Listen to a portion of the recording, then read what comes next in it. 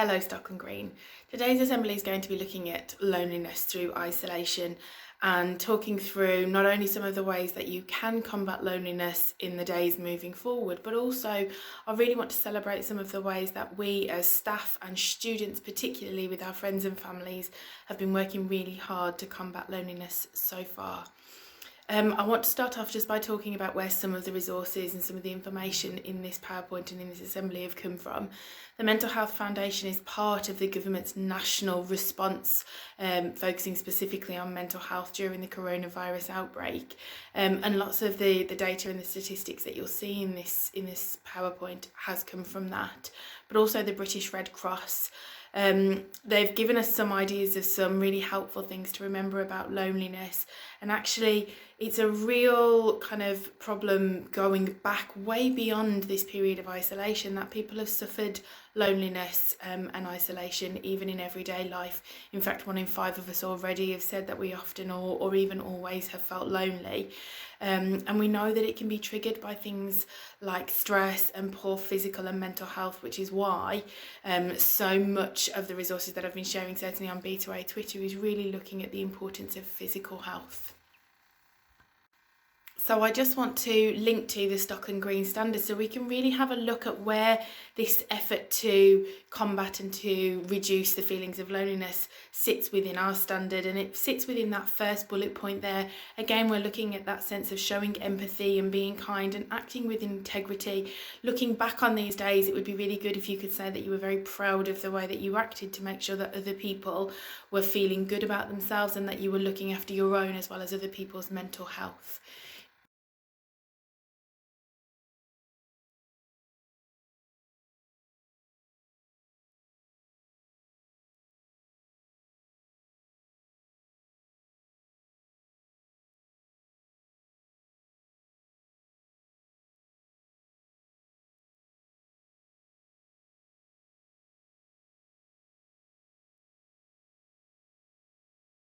Further down you can see it says about returning greetings. It's not just about kind of some of that virtual connection, which I will talk about shortly, but actually if you see your neighbours who possibly you didn't speak to before, make sure that you say hello to them, that you greet them, that you respond when they greet you, and that you're always polite and you're always pleasant.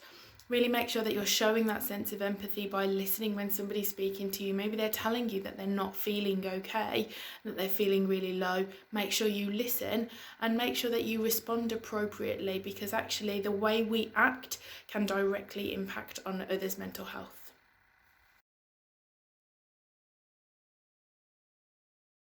So let's look at some facts then about loneliness. That first one is really key. It tells you that actually it can affect anyone, but everyone can help to support that and reduce that sense of loneliness. It's not specific to age, it's not specific to background, and actually just checking in with people really can make a huge difference to how they're feeling on a daily basis. Loneliness doesn't necessarily stand hand in hand with the idea of being alone. The idea of being socially isolated, maybe through choice, and that feeling of loneliness, they're not the exact same thing. Loneliness actually is that real sense of that unwelcome feeling that happens when there's a mismatch between the quantity and the quality of the relationships that we would like and those that we actually have. So really have a think about the people that are around you, and actually have a think about whether the relationships and the immediate interactions that they are having are quite as quality as maybe they might want them to be.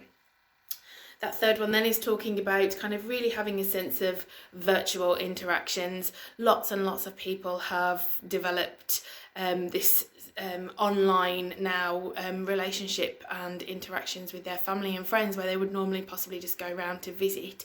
And actually it means that it's a real great way of keeping you connected even in your own home. However, we must remember that not everybody is able to live in that digital world. Thankfully, we do live in that digital world and we are able to connect, but not everybody is tech savvy enough or possibly doesn't have the access to do that. So again, just make sure that you're thinking of other ways to stay in touch. So this next slide then gives us some more facts about it and talks about the fact that our relationships and our interactions really need to be meaningful in order for them to actually sit in a really good place with our mental health. The quality of the relationship is absolutely key. It's not just about chatting to someone for chatting's sake. Actually, it's about making sure that when you're talking to somebody, really make them feel like you're interested in what they're saying. Make eye contact with them, stop whatever else you're doing and listen. Don't be walking away because you're in a rush. If you are in a rush, that's fine. People understand that we have busy lives, but actually somebody is likely to take that interaction at a far more higher value and higher quality if you take the time to stop and listen to what they have to say to you.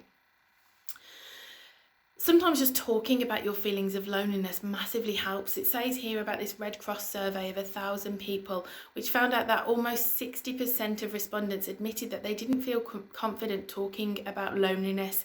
It's almost like it's quite a taboo subject. Often people say that mental health is not something that they feel comfortable or confident talking about, and hopefully we're moving towards a stage where that kind of taboo slightly dissipates, if not disappears altogether. But you can see that people still don't feel confident to say, actually, I feel low, I feel lonely, and I feel like I have no one around me. A third more said that actually they'd never admit to feeling lonely to anyone, and that I think probably heightens that sense of loneliness. So please do take the time and talk to people about how they're feeling. And look after ourselves in general. It's a real rule of thumb that actually if you feel good about yourself, you're likely to not only feel good about the relationships around you, but also to be able to give off that sense of positivity, which breeds then and allows other people to feel positive about themselves. So we have to consider whether loneliness really is a problem, or actually we're just feeling a bit rubbish at the moment because we're at home and not able to do some of the things that we would normally do. However, it is a problem. There was a government survey done very early on in the days of lockdown, so the 2nd and 3rd of April, and it recorded the figures of 1 in 4, so 24% people had said that they felt lonely in the previous 2 weeks, in those first 2 weeks of lockdown. When the same question was asked about shortly before lockdown, just 1 in 10 people, 10% actually said that they had those feelings, and in a matter of weeks, this social distancing had left millions of people feeling that they were not only isolated, but actually lonely within that isolation. Young people, it came down to 1 in 6 before lockdown said that they felt lonely, but actually since lockdown, young people are almost 3 times more likely to have experienced loneliness, with almost half at 44% feeling that way. I actually found that figure quite shocking, if I'm honest with you. And I think because of stereotypes, young people typically use social media more and have lots of kind of online interactions. And I thought that might combat some of that loneliness and exist in a world that they were already quite comfortable with. But actually it shows that, again, that value of real world relationships, regardless of age, really is key to making somebody feel valued within their community. What's really, really important is that we think about actually how people are struggling at this particular moment, and everybody is dealing with lockdown and isolation on a completely individual level, and there will probably be no 2 examples of how somebody is feeling during this period. But what is really, really important is that you understand that if somebody is really struggling with isolation at the moment, that hopefully will be short term, and when we come out of it, those relationships that were strong before can really get back to the strength and the solid ground that they were on. It's really important to be patient and to have understanding about how people are feeling during this time. Now, those of you who are on Twitter and either follow B2A's Twitter account or the school or any of our faculties will hopefully have seen that I have been working really hard to promote physical health in order to benefit your mental health. There are huge scientific links between these two worlds, and actually physical health goes a really, really long way to making you feel good. I had a conversation with my husband this morning, who has not been running with me and has not been doing push-ups and has not been climbing mountains, and I said to him, I'm not sure if I want to do another one or if I will just stop. And he said, no, you can't stop, because seeing you motivated really motivates me. And actually that made me think that not only is it having an impact on my mental health and making it really, really strong and really, really positive, but actually other people seeing that, it's having an impact on their mental health as well. So hopefully it's doing the same for you. But you can see here it increases things like self-esteem, it improves your social well-being. At the moment that obviously has to be quite constricted, but when we are past lockdown, hopefully that will be able to help in the longer term as well. It improves your attention. That's great for school, but not just for school, it's great for kind of your life overall, certainly as you're moving towards that world of work. And it's really, really good for your decision making. Having motivation is absolutely key for making you feel like there's a purpose, making you feel like actually you should do something, and whatever that is, it tends to make it much easier for you to make the decision about it, rather than when you're feeling quite lethargic. You can read some more of these here. Something that I really found helpful from doing the physical exercise is that it really improves sleep though. Sleep isn't something I massively struggle with, because I'm normally so busy in my daily life that once I've got my brain to calm down at night, then actually I'm able to sleep quite easily. However, at the start of lockdown, I was feeling quite nervous and I was feeling quite anxious and wasn't really sure what to expect. And so the first week I probably had about 4 or 5 days of broken sleep. And thankfully, getting involved in these physical challenges has helped to reduce the sleeplessness and improve obviously the quality of the sleep that I'm having as well.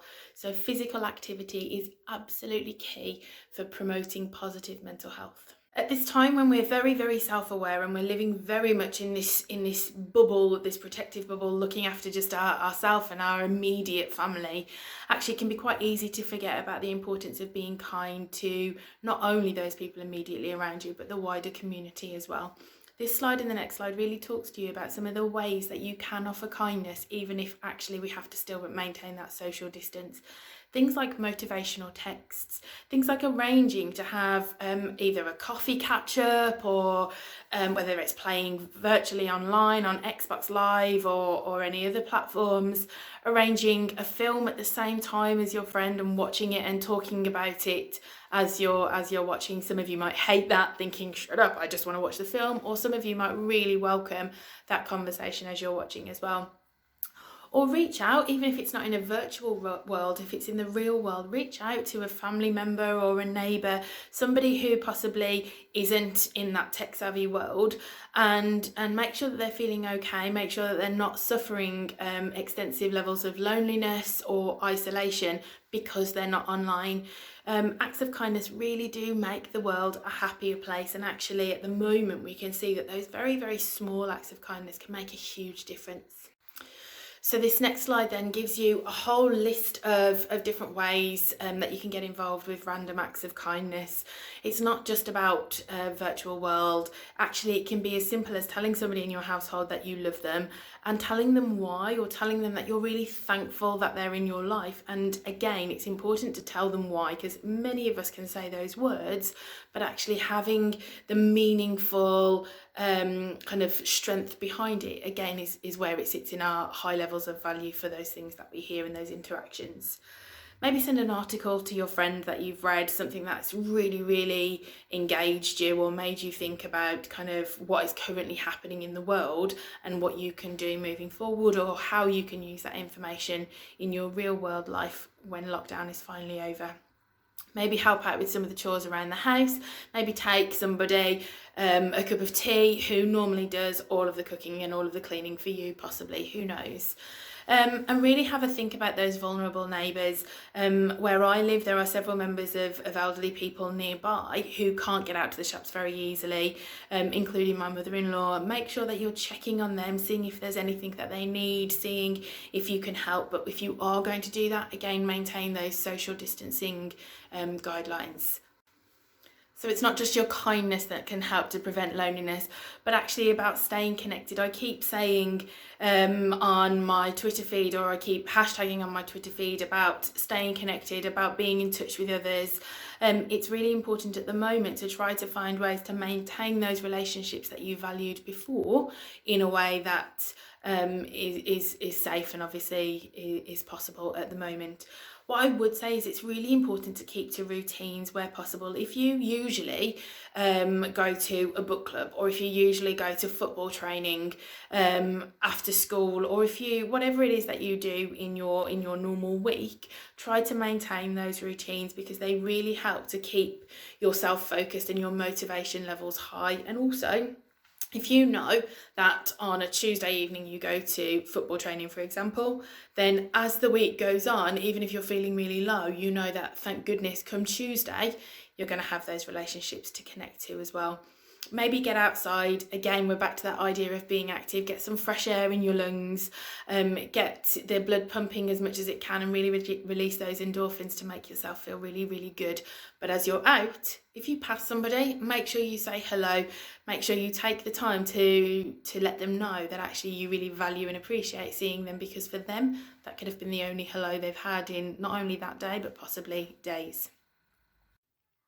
One of the ways that Xavier and I have been thinking about reducing the loneliness that other people might be feeling is by recording ourselves reading chapters of his stories and emailing those chapters to local care homes.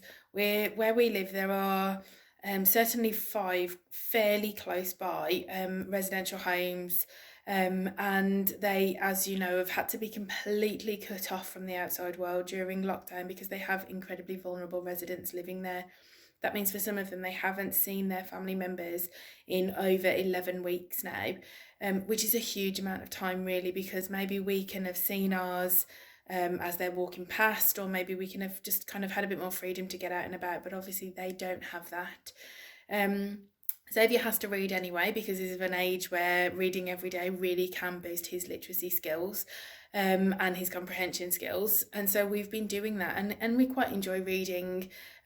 So we just figured it would be quite a nice idea to maybe see if they would be interested in having a bit of storytime narration sending over to them. So we first of all wrote a letter, and I asked him if he wanted to write a letter several times, because we don't have a printer here, so we couldn't copy it, and he quickly lost interest in writing 5 different versions. So I just took a photo of the letter and sent that photo over via social media to people who I knew who worked in some of the care homes, and just asked if they would be interested in receiving the video clips for their residents. Obviously, if this is something that you are going to consider doing, please make sure that you speak to your parents about it first, and make sure that it's your parent who liaises with the care home, and make a decision about whether you're going to record video footage of you reading, or whether you're just going to record voice recordings and send those over. But what we found was really, really good is to record a chapter a day and send that over, so that it left them wanting more. And we've had communication back from the residents here that have said how much they appreciate it, how wonderful it is to hear a child's voice, because they definitely don't get to hear that. Obviously they might have a phone call, but it's short and it's not the same, and they're predominantly talking to other adults on the phone. So we know that that's a really, really heartfelt and appreciated way of making sure that you counteract loneliness. And finally, I told you that actually this assembly isn't just looking at what we can do, but it's a real celebration of what we have been doing at Stockland Green so far to really make sure that we are protecting our mental health, our well-being, and fundamentally preventing loneliness from really kicking in. So you can see, first of all, our challenge cards. We've got Meaningful May, we've got Joyful June, and we're really having a look at what we can do to really bolster that sense of positivity, whether that's doing some of the dance routines on TikTok, whether it's playing with our animals, taking them for exercise, playing ball games with them, whether it's learning sign language. What a fantastic way to make sure that people who have difficulty with communicating verbally and orally, making sure that they feel that they're welcome and that they are involved in our levels of communication as well. And of course, our meaningful quotes. Or maybe it's having connections online with your family and friends, whether it's meetings, whether it's online bingo like Mrs. Harding, whether it's sports day like I had with my family, all in our separate houses. Whatever it is, what fantastic ways to make sure we're staying connected. And there's more as we go into Joyful June. Again, we've got lots of physical activity, lots of getting active, lots of promoting that physical health to make sure we're supporting mental health and well-being. And then extra things, quiz time, sports classes online, whether it's having religious services online, whether it's talking to your neighbour over the fence or talking from your balcony to them, from your window to them, whatever it is. Look at how many wonderful ways you and we have so far been making sure that actually we stay connected together, because we miss you. Hopefully you miss us as well, but who knows. So hopefully you all know that you can talk to us at school, whether that's through our virtual services at the moment, be it Teams, be it Twitter, via email, or whether you call the school and ask us to give you a call back and we speak to you over the phone directly. Of course, if you don't want to speak to us, there are other services available as well. If you or someone you know is really feeling the effects of loneliness during isolation, make sure you talk to somebody. There's all of these lovely services here and they're fantastic. Some of them are digital, some of them there is a person at the end of the phone. But if you are feeling low and if you are struggling with feelings of loneliness and isolation at the moment, please do speak to somebody. So I just want to leave you with this moment of reflection. Well done to all of you who've sent us in all of your lovely videos of you taking part in Meaningful May and Joyful June. You're doing a wonderful job to keep up your own mental health and also to support the positivity that other people are feeling. However, none of us are exempt from loneliness. Everybody is capable of feeling it at times, particularly during this current worldwide pandemic, which is forcing us to be apart from each other. But find ways to stay connected, care for each other, check in with each other. That's the only way really that we can make sure that this worldwide health pandemic doesn't continue by being a loneliness epidemic.